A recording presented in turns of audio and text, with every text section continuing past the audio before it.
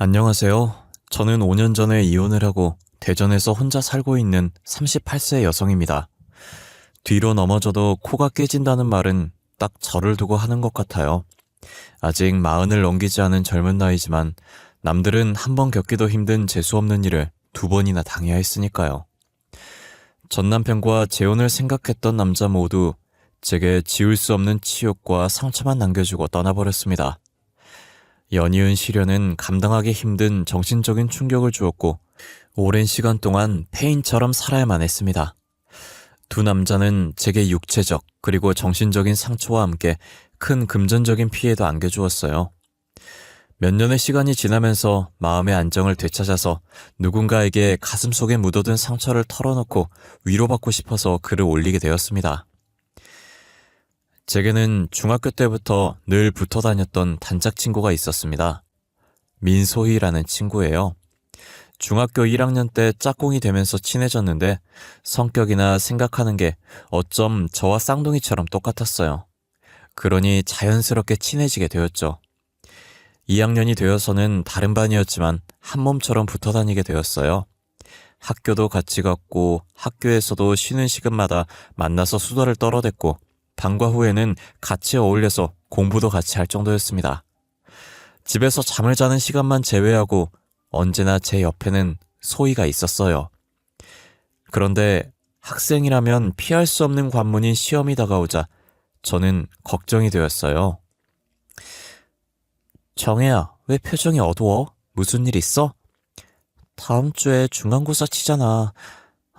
시험이 없는 세상에서 자유롭게 살고 싶다. 그래서 축 늘어져 있었구나. 걱정 마. 우리 같이 공부하자. 내가 수학은 자신 있으니까 어떻게 공부하면 되는지 가르쳐 줄게. 정말이야? 고마워. 소희는 공부를 잘했어요. 반에서 1, 2등을 다툴 정도였고 전교에서는 10손가락 안에 들 정도였죠. 저는 다른 과목은 그런대로 자신이 있었지만 수학은 완전히 가망이 없는 수포자였어요. 숫자만 보면 머리가 아프고 울렁증이 생겼는데 소희가 도와주겠다고 하니 마음이 놓이고 자신감이 생기더라고요. 그날부터 소희와 저는 학교를 마치면 저희 집으로 와서 같이 공부를 했어요. 학교 수업 시간에 선생님이 하는 설명은 하나도 알아들을 수 없었는데 이상하게 소희가 차근차근 가르쳐주자 수학 문제를 어떻게 풀면 되는지 방법이 보였어요. 그래서 소희는 제 친구이자 훌륭한 과외 선생님이 되었죠. 아유, 소희야, 정말 고맙다. 네 덕분에 우리 정혜가 이번 시험에서 성적이 쑥 올라갔어. 자, 이거 얼마 안 되지만 용돈에 보태 써라. 어머, 감사해요. 이런 거 받으려고 한 거 아닌데. 앞으로도 정혜랑 잘 지내고 자주 놀러 와야 한다. 네, 그렇게 할게요. 엄마도 공부를 잘하고 성격이 밝은 소희를 엄청 예뻐하셨어요. 어떤 때는 딸인 저보다 소희를 더 챙겨서 제가 질투를 할 정도였죠. 저희들은 고등학교도 같은 학교를 다녔지만 3학년이 되어서 대학을 결정해야 할 때가 되었어요. 아무리 취향이나 성격이 비슷하다고 해도 같은 대학 같은 과를 갈 수는 없었으니까요.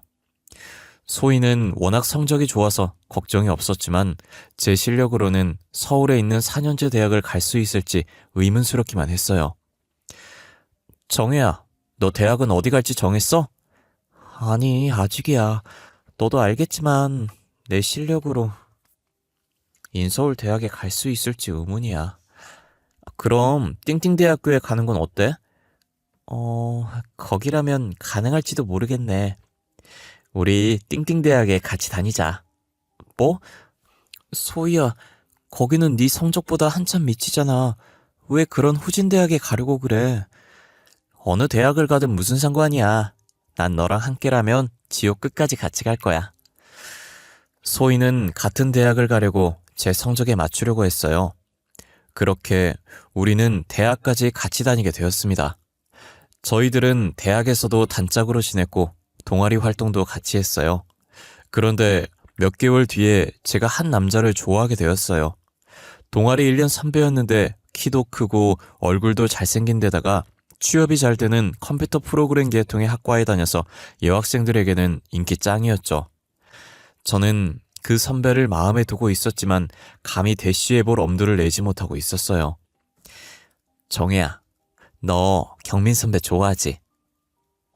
맞아. 너 어떻게 알았어? 티가 난 거야? 나 티 안 내려고 노력했는데. 야, 우리가 붙어 다닌 지가 벌써 6년이 넘었어. 네 눈빛만 봐도 무슨 생각하는지 훤히 알 수가 있다고. 용기 내서 고백해봐. 나만 좋아하면 뭐하냐? 먼저 고백했다가 차이면 창피해서 학교를 어떻게 다녀? 그럼 내가 다리 놔줄 테니까 잘해봐. 경민 선배 정도면 애인으로는 최고잖아. 그렇게 좋으면 네가 사귀지 왜 나를 경민 선배랑 엮으려고 들어? 무슨 바보 같은 소리야. 네가 경민 선배를 좋아하잖아. 그런데 혼자 속만 태우고 있으니 친구인 내가 나서서 맺어줘야지. 뭐 경민 선배가 마음에 들긴 하지만 나는 적어도 친구의 애인을 가로채는 염치 없는 짓은 안 해. 여자인 제가 먼저 선배에게 고백을 하고 속마음을 털어놓는 건 부끄러워서 망설이고 있었는데 소희가 저희들 사이를 연결해주는 중매쟁이를 자청하고 나섰어요. 소희가 행동을 개시한 지 얼마 뒤에 드디어 경민 선배와 제가 처음으로 데이트를 하게 되었어요. 소희가 네가 나 좋아한다고 그러더라. 사실 나도 정해 너 마음에 두고 있었어. 선배, 그게 정말이야? 내가 사람들 앞에서 말은 잘하는데 정작 좋아하는 여자 앞에서는 꿀먹은 벙어리가 되거든. 그래서 고백을 못하고 있었어. 경민 선배도 저를 좋아하고 있었다는 걸 알게 되자 전 날아갈 것처럼 기뻤어요. 그 말을 들은 소희는 저보다 더 좋아했죠. 내가 발에 땀나도록 노력한 보람이 있네. 첫사랑을 이룬 걸 축하해. 나중에 한턱 단단히 쏴야 한다. 당연하지. 모두 네 덕분이야.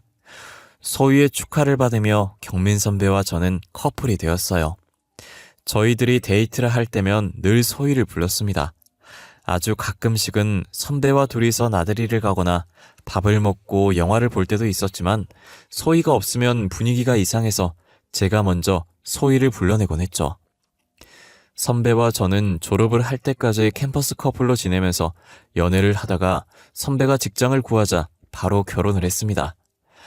저도 직장을 구했는데 아쉽게도 서울이 아니라 대전에 있는 회사에서 일하게 되었어요.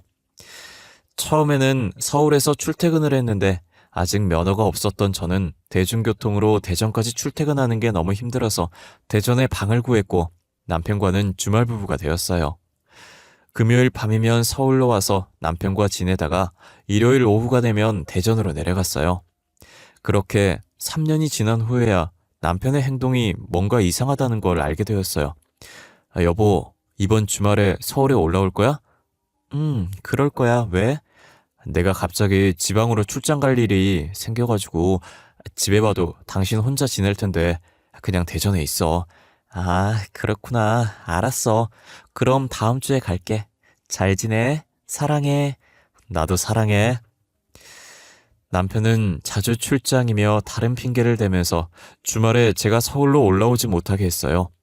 그러다 여자의 예민한 직감으로 제가 없는 주중에 다른 여자가 제 집에 드나든다는 걸 본능적으로 느끼게 되었죠. 지우려고 해도 지울 수 없는 낯선 여성의 채취를 본능적으로 느낄 수 있었습니다. 하지만 심증만 있다 보니 그걸로 남편을 의심할 순 없었고 떨어져 지내다 보니 제가 너무 예민해졌다고만 생각하고 말았어요. 그러다가 대학 동아리 선배를 통해서 믿을 수 없는 충격적인 말을 듣게 되었습니다. 정혜야, 잘 지내지? 언니 어쩐 일이야? 내 시댁이 대전이잖아. 내일 시댁에 들리는데 시간 되면 얼굴이나 한번 보자. 다음날 대전에 내려온 선배 언니와 오랜만에 회포를 풀면서 이런저런 이야기를 하는데 언니가 망설이더니 남편과 소희에 대한 말을 꺼냈어요. 네 남편은 어때? 잘 지내? 그럼 주말 부부이기도 하고 서로 일하느라 바쁘니까 주말에 만나도 피곤해서 집에서 잠만 자. 소희랑은 자주 연락하니? 소희? 그러고 보니 걔하고 안 본 지도 한참 됐네. 사는 게 뭔지 바쁘다는 핑계로 단짝 친구 생각도 하지도 않고 지냈네.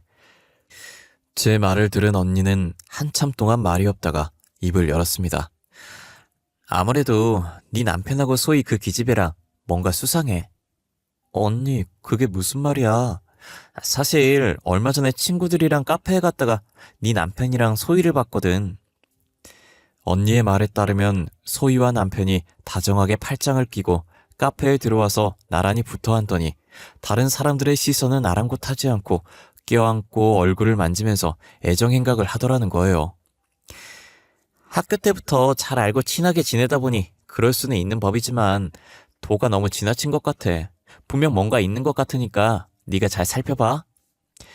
언니의 말은 고요하던 제 마음을 흔들어 놓았습니다. 남편에게 다른 여자가 있을지도 모른다는 근거 없는 의심이 확신으로 바뀌는 것 같았어요. 언니와 만나고 나서 저는 먼저 소희에게 연락을 했어요. 정혜야, 이게 얼마만이야. 세상에, 연락 안 한 지 1년이 넘었네. 그러니까 우리 너무 무심했어. 이번 주말에 시간 어때? 한번 보자. 어쩌지? 이번 주는 선약이 있어. 내가 다시 연락할게. 소희는 다른 약속이 있다고 했고 얼마 뒤에 다시 연락을 해도 바쁘다고 했어요. 저는 왠지 소희가 저를 피한다는 느낌을 받았습니다. 고민하던 저는 회사에 월차를 내고 주중에 불시에 집에 들이닥쳤어요. 그리고 보지 말아야 할 더러운 꼴을 보고 말았네요. 집 안에 들어가자 안방에서 남녀의 웃음소리가 들렸습니다. 안방문을 열자 남편과 소희가 나란히 침대에 누워 있었죠. 여보, 이 시간에 당신이 어떻게... 저는 가슴 속에서 불덩어리 같은 화가 치밀어 올랐고 몸이 덜덜 떨려서 말조차 제대로 나오지 않았어요. 이런 나쁜 자식, 어떻게 단짝 친구랑 바람을 피울 수가 있어? 제가 발악적으로 소리를 지르자 남편은 고개를 숙이고 아무 말이 없었어요. 그런데 소희는 아주 태연했어요. 정혜야, 너희 둘을 맺어준 사람이 나잖아.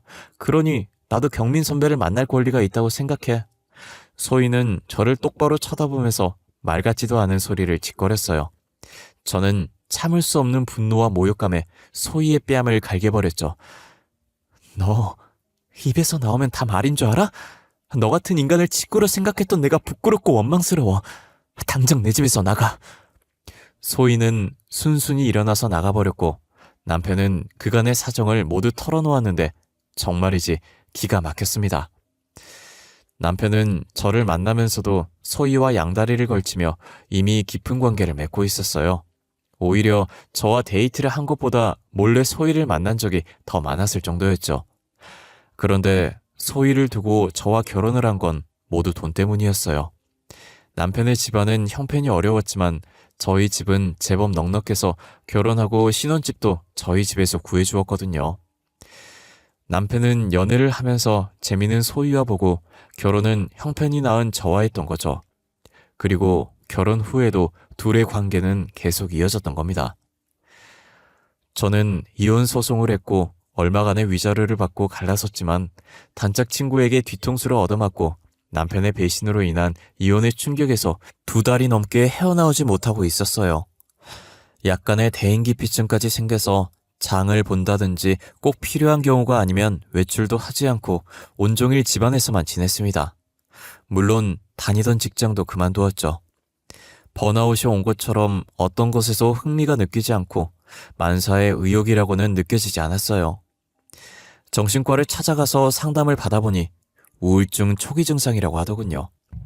하루 종일 침대와 한몸이 되어서 누워있으니 온갖 이상한 생각들이 머릿속을 떠돌며 저를 괴롭혔습니다. 그때 저는 극단적인 선택을 하는 사람들의 비참하고 절박한 심정을 몸으로 느낄 수 있었어요. 이러다가 나도 그런 사람들처럼 충동적으로 해서는 안 되는 선택을 하는 건 아닌지 두렵기도 했어요. 그때 선배 언니가 저를 찾아왔습니다.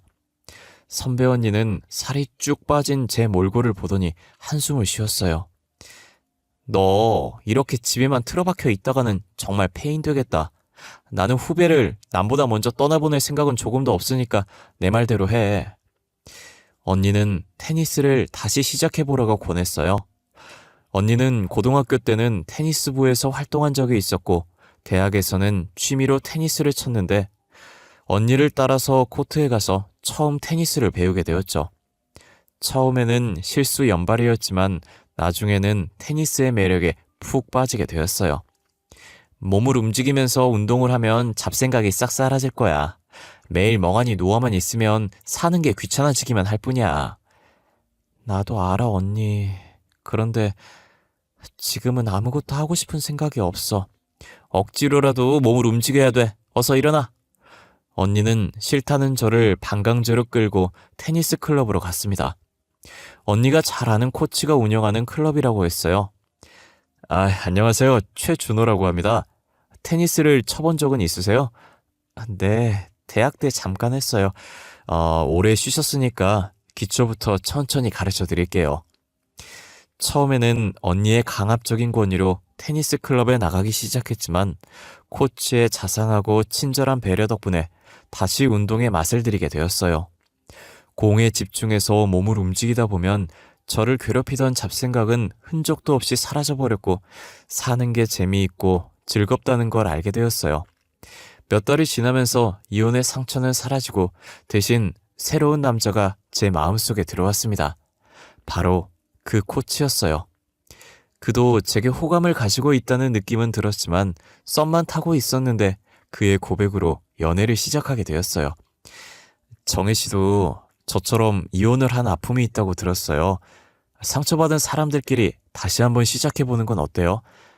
전 진심으로 정혜 씨를 사랑합니다. 그의 진심 어린 고백은 제 마음을 사로잡았고 저희들은 뜨거운 연애를 하게 되었습니다. 그와 같이 있으면 전 남편과 연애를 할 때보다 더 설레이고 가슴이 두근거렸어요. 그가 이혼을 한 이유는 아내가 내연남과 바람이 나서 자기 명의를 도용해서 거액의 대출을 받았기 때문이라고 했죠. 아내와는 갈라섰지만 아내가 받은 대출은 고스란히 자기가 감당해야 하는 처지라고 했습니다. 그것 때문에 아파트와 가진 돈을 전부 날리고 지금은 원룸을 월세로 얻어서 지내고 있다고 했어요. 저처럼 배우자에게 배신을 당한 처참한 과거를 가지고 있다고 생각하니 동병상련이란 말처럼 그에게 더 깊은 애정이 느껴졌어요.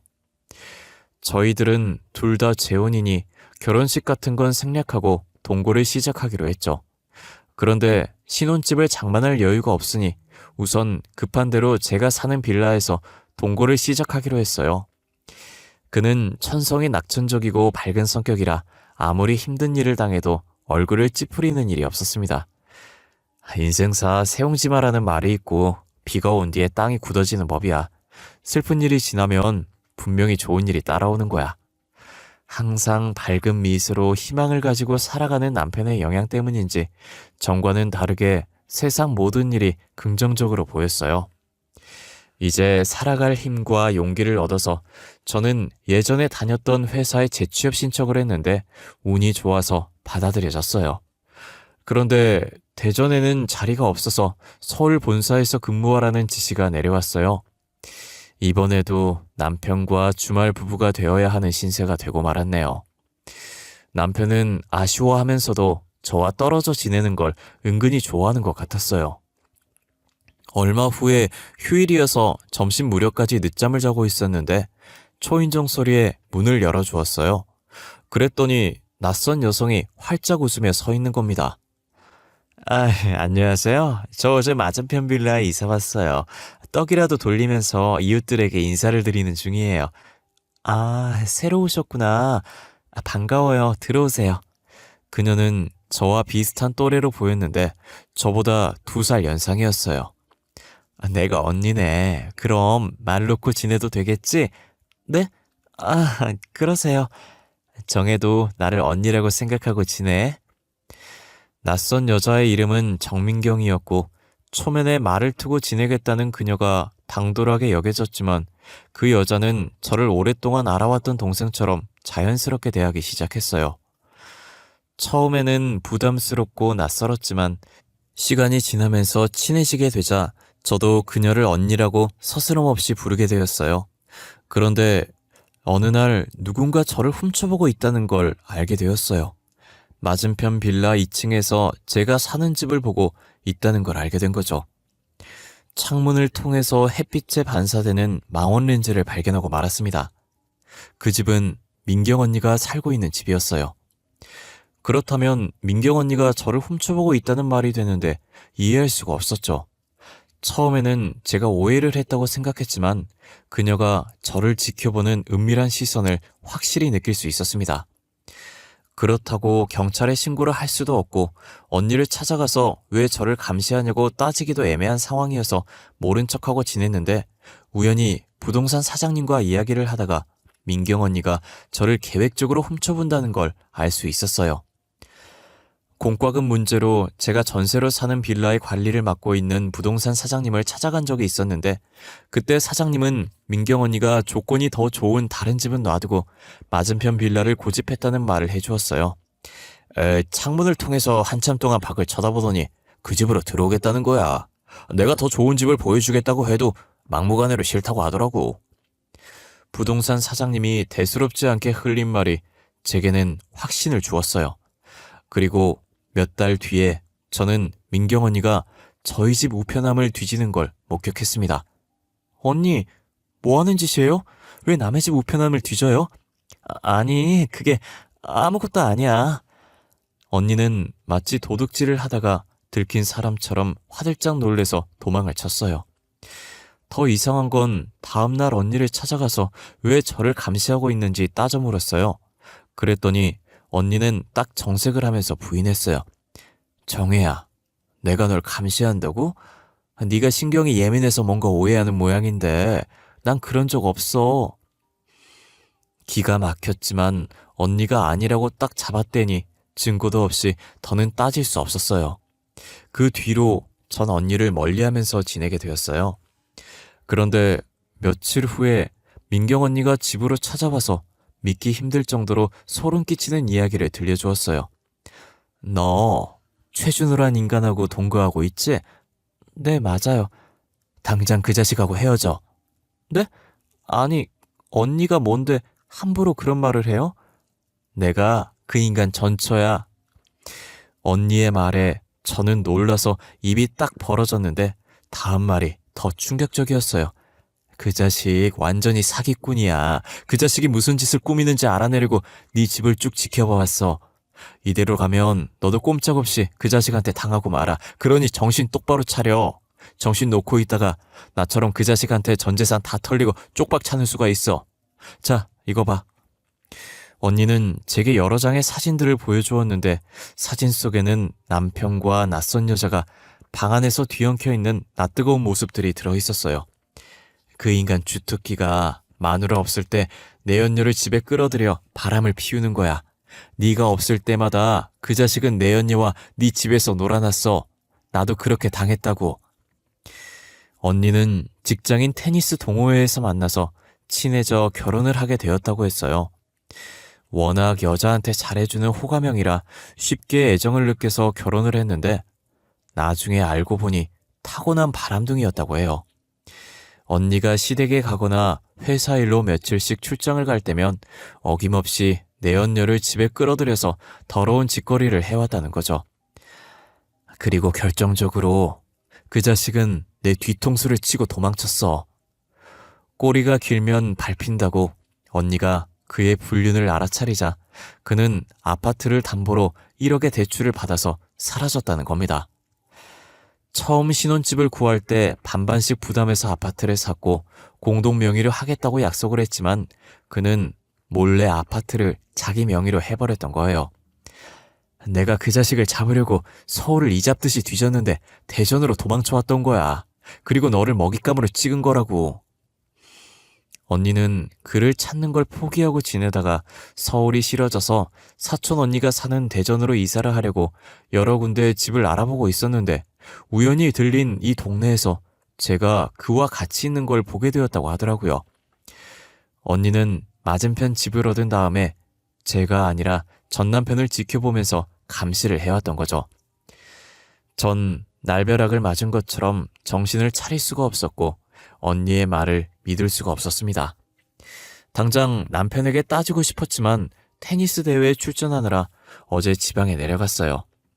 일단 다음 주에 남편이 돌아오면 모든 게 밝혀질 테니 기다리기로 했어요. 하지만 부동산 사장이 저를 찾아오면서 그놈에게 완전히 당했다는 걸 알게 되었어요. 아니, 왜 갑자기 전세금을 빼서 이사를 가려고 해? 갈 곳은 정했어? 나한테 말했으면 좋은 데 알아봐 줬을 텐데. 네? 이사라뇨? 그리고 전세금을 빼다니 무슨 말씀이세요? 제 말에 부동산 사장님이 더 당황했어요. 이틀 전이야, 남편 양반이 그 집주인을 찾아와서 급한 사정이 생겼으니 전세금을 빼달라고 했다는 거야. 그놈은 전세 계약자인 제 인감도장에 찍힌 위임장을 보여줬다고 합니다. 아직 계약이 남아있어서 안 된다고 했지만 워낙 사정을 하길래 집주인이 그쪽하고 통화해서 확인한 다음에 전세금 7천만 원을 남편에게 내줬다고 했어. 근데 모른다니? 이게 무슨 소리냐고? 저는 심장이 멎는 것 같았고 하늘이 노랗게 보이면서 다리에 힘이 풀려서 그 자리에 주저앉고 말았습니다. 제 머릿속에는 보름 전의 일이 떠올랐습니다. 여보, 당신 휴대폰 좀 줘봐. 휴대폰은 왜? 후배놈이 휴대폰 장사를 하는데 유심칩만 가져오면 최신형으로 업그레이드 해주겠대. 그놈은 업그레이드를 빌미로 제 휴대폰을 가져갔는데 아마 그때 업자를 통해서 복제폰을 만들었던 겁니다. 그래서 집주인이 제게 전화를 했지만 그 전화를 그놈의 내연녀가 받아서 제 행세를 해서 집주인을 속였던 거죠. 그놈이 가로채간 전세금은 전 재산이었어요. 진작 민경 언니의 말대로 그놈을 의심했어야 했는데 넋을 놓고 있었던 제가 한없이 원망스러웠습니다. 하지만 이미 엎질러진 물이었고 돌이킬 방법은 없었죠. 그런데 민경 언니는 그놈이 다시 올 거라고 했어요. 짐이 그대로 있잖아. 내 생각에 그놈은 다시 와서 자기 짐을 챙겨갈 거야. 언니, 전세금까지 모두 챙겼는데 무슨 미련이 남아서 다시 오겠어. 다 끝났어. 아니야. 그놈은 내가 여기 있다는 거 몰라. 네가 서울에 있는 날을 골라서 다시 올 거야. 나한테 맡겨. 나도 그놈한테 당한 걸 갚아야 하니까. 전 민경 언니의 말을 믿지 않았지만 그냥 언니가 하는 대로 내버려 뒀어요. 저는 회사에 사정이 있다고 말하고 휴가를 냈습니다. 그리고 이틀 뒤에 그놈은 내연녀를 데리고 집으로 왔어요. 아무도 없을 거라고 생각하고 마지막으로 짐을 챙기러 왔는데 그들을 맞이한 사람은 민경 언니였어요. 어머, 자기야, 오랜만이야. 야반도주 하듯이 도망치면 내가 못 찾을 줄 알았지? 언니를 본 그 인간은 저승사자를 만난 것처럼 놀라서 멍한 표정으로 얼굴이 하얗게 질려서 아무 말도 못하고 서 있다가 곧 정신을 차리고 냅다 도망을 쳤어요. 하지만 제가 부른 경찰이 그를 잡았습니다. 최진호 씨, 당신을 사기죄 및 사문서 위조 혐의로 긴급 체포합니다. 이거 나요. 나는 아무 잘못이 없어요. 죄 없는 사람한테 왜 이래요? 그놈은 아직도 정신을 못 차리고 발악을 했지만 민경 언니는 그 인간의 뺨을 갈겨버렸습니다.